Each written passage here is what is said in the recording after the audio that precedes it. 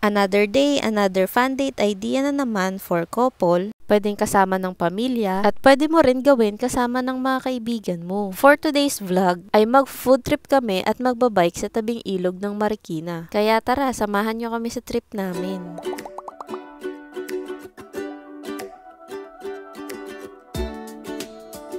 Sobrang terik nga ng araw nung naisipan naming magpunta dito sa Marikina. Kaya naisipan namin bumili ng fruit shake. Sikat nga pala yan dito sa may loob ng palengke at lagi kaming bumibili dito. Hindi kasi powder at totoong prutas talaga yung sahog ng shake nila. Tingnan nyo, tulad nitong order naming mango shake. Super sarap niyan, promise, kaya daanan nyo din to kapag pupunta kayo sa Marikina. Yung in-order ko nga pala, dragon fruit. Ayan o, tingnan nyo, totoong prutas din talaga yung nilalagay nila. Medium size na nga yung binili ko na nagkakahalagang 50 pesos. Alam ko na kasi mabibitin ako sa small. Marami pa silang ibang fruit shake. Ito, i-post nyo na lang para mabasa.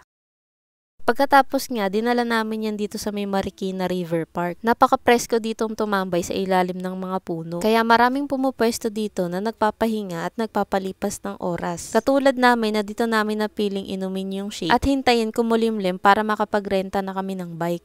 Pag kulimlim nga ay nagpunta na kami agad dito sa may rentahan. Malapit lang ito kay Marikit at ito makikita nyo yung mga bike na pwede nyong pagpilian. Kung matagal ka na sa aking page, na-vlog ko na ito noon. Dati 30 pesos lang per hour. Pero ngayon dahil nagtaasan na lahat ng bilihin, 50 pesos per hour na at kapag sidecar naman 80 pesos. Kung balak nyo rin magrenta ng bike, siguraduhin yung may dala kayong valid ID. Kailangan kasi yan ibigay dito kapalit ng pagrenta mo ng bike. May ibabalik rin naman sa inyo yan mamaya kapag sinaoli nyo na yung bike. Sa mga estudyante, pwede yung mga student ID nyo. Pwede kang pumili kung anong bike yung gusto mong dalhin. Basta piliin mo kung saan ka komportable. Sa akin, ito yung napili ko. Sobrang ganda talaga dito sa may Marikina. At napakalinis pa. Medyo mataas nga pala ngayon yung tubig sa ilog kasi wala na namang tigil yung pag-ulan ng mga nakaraang araw. Bala ko sana kayong dalhin sa may riverbanks katulad nung una kong vlog. Pero sa ngayon kasi inaayos yun. Kaya dito lang tayo sa may Marikina River Park makakapag-bike. Tuwing weekends ay ubusan talaga ng marerentahan na bike. Marami kasing mga pamilya ang pinapasyal yung mga anak nila dito sa Marikina River Park. Nagrerenta sila ng maliliit na bike o kaya naman sidecar para makalibot dito.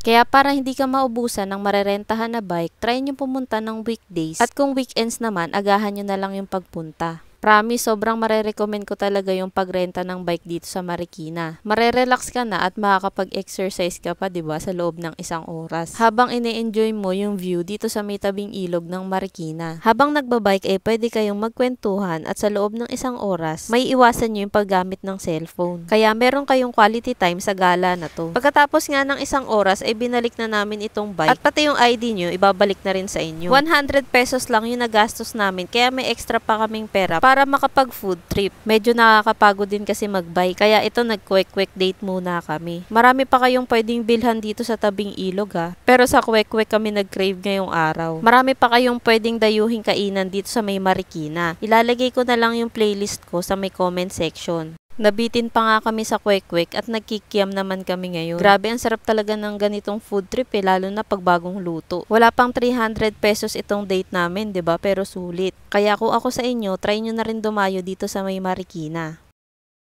Marami pa nga pala akong i-share sa inyo ng mga sulit at pasok sa budget ng mga date ideas. Kaya wag niyong kalimutang i-follow ang aking mga social media accounts.